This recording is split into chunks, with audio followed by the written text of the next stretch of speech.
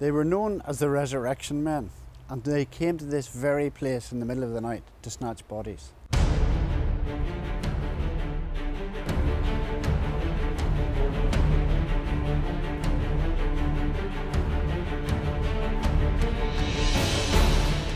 That really happened, and it was only just over 200 years ago. It's our history. It's all around us, and it's fascinating. It's why we have a passion for discovering, examining, and recording our past. It's a bit like being a private detective, and it's all around you. You can go out, check out the whole history of what's been happening in your area for hundreds of years. In archaeology, people don't talk about it much, but you can sense things as well as understand them scientifically. When you lift the lid off a Bronze Age grave, a little stone box, and you're the very first person to see those remains, the pot, the flint arrowheads maybe, the beads, that nobody has set their eyes on for 4,000 years, you're almost part of the ceremony. Human nature doesn't change. You know, we think we're so sophisticated, we've got Wi-Fi and access to all sorts of information, downloads, MP3 players. In the past, you had to live off your own wits. People 4,000 or 5,000, 10,000 years ago, they were really sharp. Can you imagine coming through the winter with just a flimsy house around you with no central heating? How do you store your food? You've no fridge, no freezer. Those people were really smart.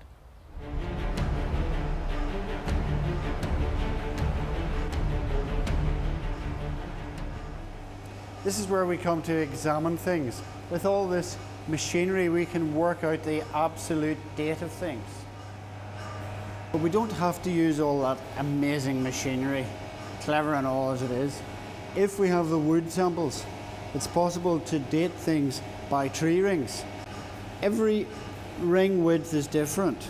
It's a bit like a fingerprint for the climate for all those thousands of years. So you can work out, you see, in a good year when the weather is good, it's a wide ring. In a bad year, it's narrow.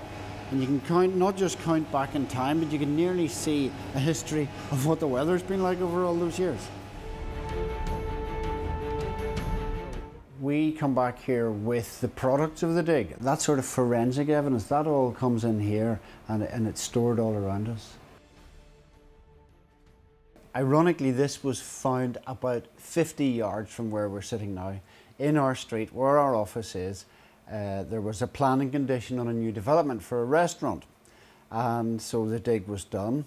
And this is sort of a double history. This human being walked the earth in Belfast around about 800 or 900 years ago.